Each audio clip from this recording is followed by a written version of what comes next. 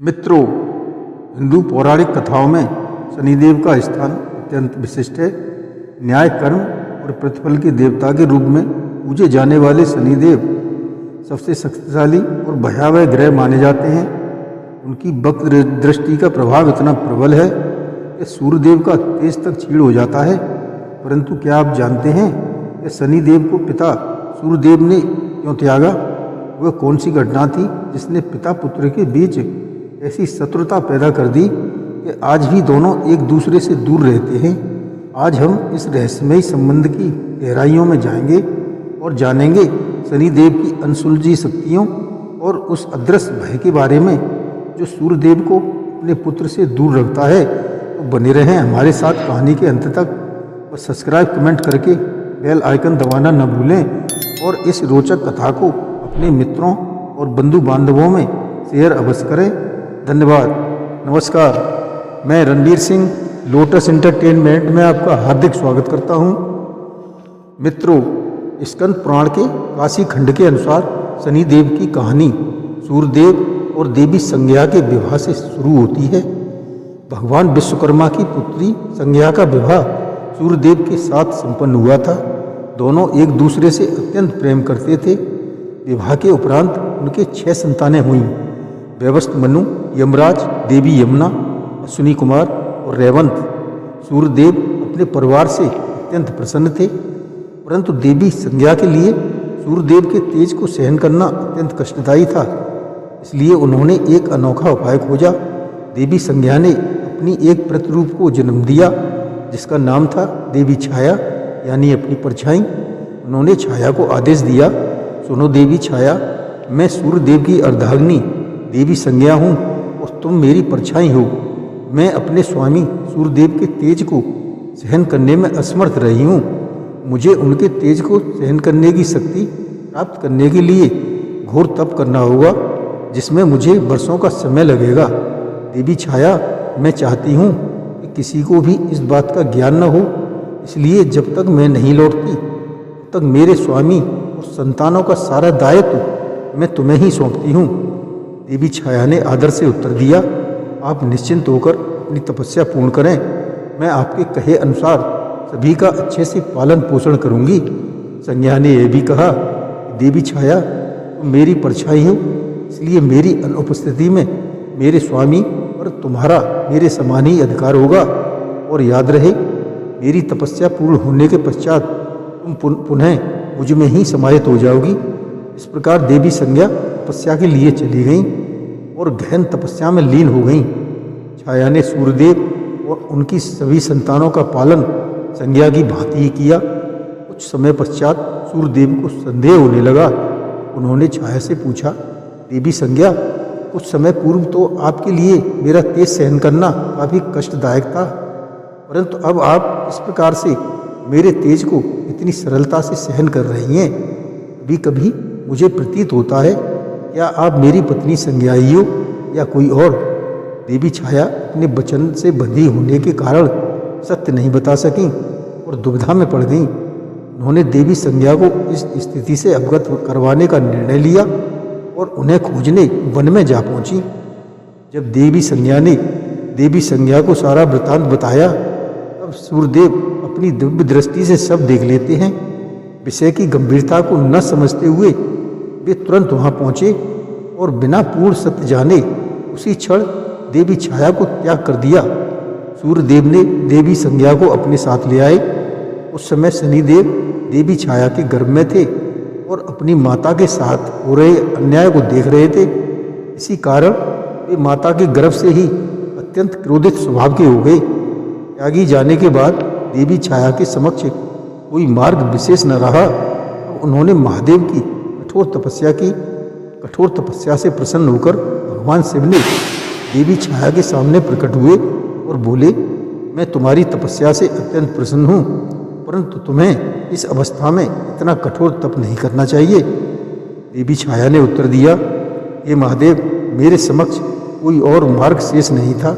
हे प्रभु, उस असहनीय अपमान में जलकर आपके अतिरिक्त मुझे किसी और का स्मरण ही नहीं रहा। एक आप ही हैं जो मुझे न्याय देंगे। भगवान शिव ने कहा, हे पुत्री, मैं तुम्हें आशीर्वाद देता हूँ कि तुम्हारे गर्भ से एक तेजस्वी बालक का जन्म होगा, जिसे त्रिलोक में लोग शनि के नाम से जानेंगे, और वही बालक तुम्हें अधिकार दिलाएगा। कुछ समय पश्चात देवी छाया ने शनि नामक पुत्र को जन्म दिया। शनिदेव जल्द ही युवावस्था में आए और अपनी माता से कहा, माता, मैंने तुम्हारे गर्भ से ही तुम्हारे साथ हो रहे अन्याय को सुना है, किंतु आप तनिक भी चिंता न हो। तुम्हारा यह पुत्र शनि तुम्हारे साथ हुए प्रत्येक अन्याय का बदला लेगा।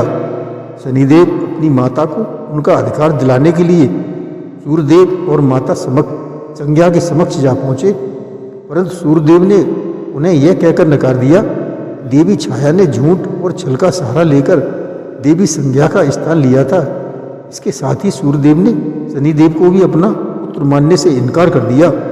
शनिदेव ने अपने पिता सूर्यदेव को समझाने का अत्यंत प्रयास किया, परंतु सूर्यदेव ने शनिदेव की एक नहीं सुनी। सूर्यदेव के इस व्यवहार से शनिदेव अत्यंत क्रोध से भर उठे। शनिदेव ने सूर्यदेव को चेतावनी दी और कहा, अपनी शक्ति के मद में चूर हो चुके हैं आप, जिसके कारण आपको उचित और अनुचित का भेद समझ नहीं आ रहा, परंतु अहंकार का परिणाम आपको भोगना ही होगा। सूर्यदेव ने क्रोध में उत्तर दिया, एक बालक में इतना क्रोध कि वो क्रोध में इतना भी भूल गया कि वो किसे चुनौती दे रहा है। मैं तुम्हें प्रहार करने का एक अवसर देता हूँ, और अगर तुम्हारे प्रहार के पश्चात भी मैं अडिग रहा तो आज मेरी अग्नि के तप से मुझे कोई नहीं बचा पाएगा। इसके पश्चात शनिदेव ने क्रोध में आकर सूर्यदेव पर अपनी वक्र दृष्टि डाली। शनिदेव की वक्र दृष्टि पड़ते ही सूर्यदेव तेजहीन होकर बिल्कुल काले पड़ गए। उसके साथ ही समस्त संसार अंधकार में लीन हो गया। पृथ्वी बर्फ की भांति जमने लगी, जिस कारण समस्त जीवों को अत्यंत पीड़ा होने लगी। जानवर ठंड से कांपने लगे। यह देखकर सभी देवतागण अत्यंत भयभीत हो गए। सूर्यदेव के तेज विहीन हो जाने के कारण समस्त चराचर जगत में हाहाकार मच गया। देवी संज्ञा जब यह सब देख रही थी तो भय और पश्चाताप से व्याकुल हो उठी, और उन्होंने विनम्रता पूर्वक देवी छाया से कहा, देवी, मुझसे आपके साथ जो अन्याय हुआ उसके लिए मैं दंड की अधिकारी हूँ, और कृपा कर मेरे इस अपराध की सजा मेरे स्वामी सूर्यदेव को न दें। मैं आपसे आग्रह करती हूँ, अपने पुत्र शनिदेव को निर्देश दें कि वे अपनी वक्र दृष्टि सूर्यदेव से हटा लें। मैं वचन देती हूँ, आपको और आपके पुत्र को उनका उचित अधिकार दिलाने में कोई कसर नहीं छोड़ूंगी। संज्ञा की विनती सुनकर देवी छाया ने अपने पुत्र शनिदेव को समझाने का प्रयास किया, किंतु माता की बात मानते हुए भी शनिदेव का हृदय शांत नहीं हुआ।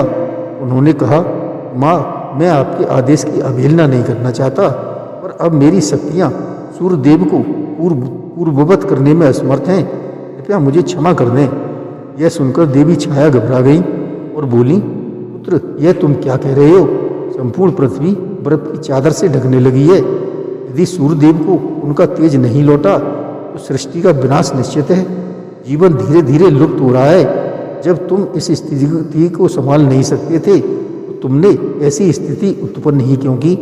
समस्त देवगण अब इस संकट की गंभीरता को समझ चुके थे। सभी को ज्ञात हो गया कि अब इस स्थिति का समाधान केवल महादेव ही कर सकते हैं। अतः उन्होंने महादेव का स्मरण किया। जैसे ही महादेव वहाँ प्रकट हुए, शनिदेव ने उनके चरणों में झुककर प्रार्थना की, हे प्रभु, कृपा कर मेरी सहायता करें। महादेव ने शनिदेव से कहा, शनि, तुमने अपनी माता को न्याय दिलाने के लिए समस्त जगत को अंधकार में डुबो दिया। यह सर्वथा अनुचित है। हमारे जैसे न्यायप्रिय देव को ऐसा आचरण शोभा नहीं देता। शनिदेव ने लज्जित होकर कहा, महादेव से क्षमा मांगी। महादेव ने करुणा दिखाते हुए सूर्यदेव को उनका तेज पुनः प्रदान कर दिया, और इस प्रकार संसार में फिर से प्रकाश फैल गया और जीवन सामान्य हो गया। हालांकि इस घटना के बाद सूर्यदेव और शनिदेव के बीच एक समझ विकसित हुआ। ज्योतिष के अनुसार वे आज भी एक दूसरे के प्रतिद्वंद्वी माने जाते हैं। जब शनिदेव की दृष्टि सूर्य पर पड़ती है तो जातक के जीवन में कठिनाइयाँ उत्पन्न होती हैं। इसलिए दोनों ग्रहों की यह दूरी आज भी ज्योतिष की महत्व रखती हैं। आधुनिक विज्ञान के अनुसार शनि ग्रह सौरमंडल का छठा ग्रह है और आकार में सूर्य के बाद दूसरा सबसे बड़ा है।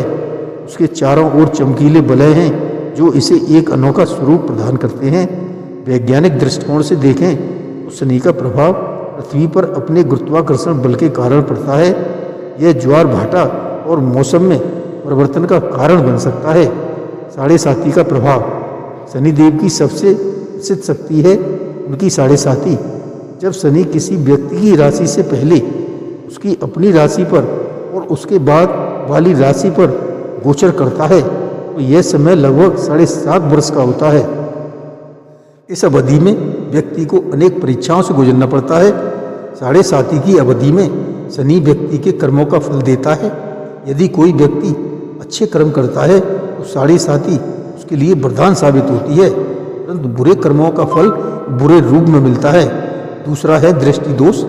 शनिदेव की दृष्टि इतनी शक्तिशाली है कि जिस पर भी पड़ती है उसका अनिष्ट हो सकता है। उनकी दृष्टि का प्रभाव 7वीं, 3री, 10वीं स्थिति पर सबसे अधिक होता है। कहा जाता है कि जब शनिदेव ने जन्म के समय अपनी दृष्टि सूर्य पर डाली थी तो सूर्य का तेज क्षीण हो गया था। इसी कारण शनिदेव को छाया पुत्र भी कहा जाता है। तीसरा, न्याय और कर्म का फल। शनिदेव न्याय और कर्म के देवता हैं। वे हर व्यक्ति को उसके कर्मों का फल अवश्य देते हैं, इसलिए उन्हें न्यायाधीश भी कहा जाता है। उनका न्याय निष्पक्ष होता है, चाहे वह मनुष्य हो या देवता। पौराणिक कथाओं में कई उदाहरण हैं जहाँ शनिदेव ने महान देवताओं को भी उनके कर्मों का फल दिया है। यही कारण है लोग शनि की पूजा करके अपने बुरे कर्मों से मुक्ति पाना चाहते हैं। शनिदेव से जुड़ी कुछ कथाएं इस प्रकार हैं।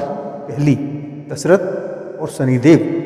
रामायण में एक प्रसंग आता है जहाँ राजा दशरथ को शनि की साढ़े साती का सामना करना पड़ा था। शनि की दृष्टि पड़ने से दशरथ को अपने प्रिय पुत्र राम से 14 वर्ष का वियोग सहना पड़ा। दूसरी, हरिश्चंद्र और शनिदेव। राजा हरिश्चंद्र जो सत्य के प्रतीक थे, उन्हें भी शनिदेव की परीक्षा से गुजरना पड़ा था। शनि की साढ़े साती के कारण हरिश्चंद्र को अपना राज्य, पत्नी और पुत्र तक खोना पड़ा था, लेकिन सत्य पर अड़ग रहने के कारण अंत में उन्हें विजय प्राप्त हुई। गणेश और शनिदेव। एक बार भगवान गणेश ने शनिदेव को अपनी दृष्टि उन पर डालने की चुनौती दी। शनि ने गणेश को बताया जिस पर उनकी दृष्टि पड़ती है उसका विनाश निश्चित है। फिर भी गणेश ने उन्हें देखने के लिए कहा। जब शनि ने गणेश पर दृष्टि डाली तो गणेश का सिर उनके शरीर से अलग हो गया, लेकिन भगवान विष्णु ने हाथी का सिर लाकर गणेश के धड़ पर लगा दिया और उन्हें जीवन प्रदान किया। इस घटना से शनि की शक्ति का पता चलता है। शनिदेव की उपासना का महत्व। शनिदेव के प्रकोप से बचने के लिए, उनके आशीर्वाद को प्राप्त करने के लिए भक्त विभिन्न उपाय करते हैं। पहला, शनिवार का व्रत। शनिवार शनिदेव का दिन माना जाता है। इस दिन व्रत रखकर और शनिदेव की पूजा करके उनकी कृपा प्राप्त की जा सकती है। दूसरा है काले तिल और सरसों का दान। शनिदेव को काले तिल, सरसों, काला वस्त्र, तेल और लोहे की वस्तुओं का दान प्रिय है। इनका दान करने से शनि की कृपा प्राप्त होती है। तीसरा, हनुमान जी की आराधना। हनुमान जी शनिदेव के प्रभाव से बचाते हैं। शनिवार को हनुमान चालीसा का पाठ करने से शनि की साढ़े साती का प्रभाव कम हो जाता है। शनि मंत्र का जाप। ओम नीलांजन सभासस कविपुत्रम यमाग्रजम छाया मार्तंड संभूतम नमामि शनिश्चरम। इस मंत्र का जाप करने से शनिदेव प्रसन्न होते हैं और भक्त को आशीर्वाद देते हैं। शनिदेव से संबंधित प्रमुख मंदिर। भारत में कई प्रसिद्ध शनि मंदिर हैं जहां भक्त अपनी मनोकामनाओं की पूर्ति के लिए जाते हैं। शनि सिंगणापुर, महाराष्ट्र। यह भारत का सबसे प्रसिद्ध शनि मंदिर है। यहाँ शनिदेव स्वयंभू रूप में विराजमान है। कहा जाता है कि यहाँ शनि की आराधना करने से सभी कष्ट दूर हो जाते हैं। शनि मंदिर, कोलार, कर्नाटक। यह दक्षिण भारत का प्रसिद्ध शनि मंदिर है। यहाँ भक्त तेल अभिषेक करते हैं और शनिदेव का आशीर्वाद प्राप्त करते हैं। तिरुवन्नल, तमिलनाडु। यहाँ शनिदेव को शनिश्चर भगवान के नाम से पूजा जाता है। यह मंदिर शनि दोष निवारण के लिए प्रसिद्ध है। शनिदेव की साढ़े साती से बचने के उपाय। शनि की साढ़े साती बचने के लिए कुछ प्रमुख उपाय निम्नलिखित हैं। पहला, सेवा और दान। गरीबों और जरूरतमंदों की सेवा और दान करने से शनिदेव प्रसन्न होते हैं और उन पर कृपा बनी रहती है। दूसरा, नीलम रत्न धारण करना। ज्योतिष के अनुसार नीलम रत्न शनिदेव का प्रिय रत्न है। इसे धारण करने से शनि के दुष्प्रभाव से रक्षा होती है। तीसरा, पीपल के वृक्ष की पूजा। शनिवार को पीपल के वृक्ष की परिक्रमा करके और उसमें जल चढ़ाकर शनिदेव को प्रसन्न किया जा सकता है। चौथा, काले उड़द का दान। शनिवार को काले उड़द का दान करने से शनिदेव प्रसन्न होते हैं और साढ़े साथी का प्रभाव कम हो जाता है। शनिदेव एक ऐसे देवता हैं जिनकी शक्तियाँ अनसुलझी और रहस्यमय हैं। उनका सूर्यदेव से संबंध जटिल है, लेकिन दोनों का अपना महत्व है। हिंदू धर्म में शनि को न्याय का देवता माना जाता है, जो हर व्यक्ति को उसके कर्मों का फल अवश्य देते हैं। शनि की साढ़े साथी से डरने की बजाय हमें सत्कर्म करने चाहिए और धर्म के मार्ग पर चलना चाहिए, क्योंकि शनि उन्हें कभी हानि नहीं पहुंचाते जो सत्य और धर्म का पालन करते हैं। जैसा कि प्राचीन ग्रंथों में कहा गया है, धर्मो रक्षति रक्षतः, अर्थात जो धर्म की रक्षा करता है, धर्म उसकी रक्षा करता है। जय शनिदेव।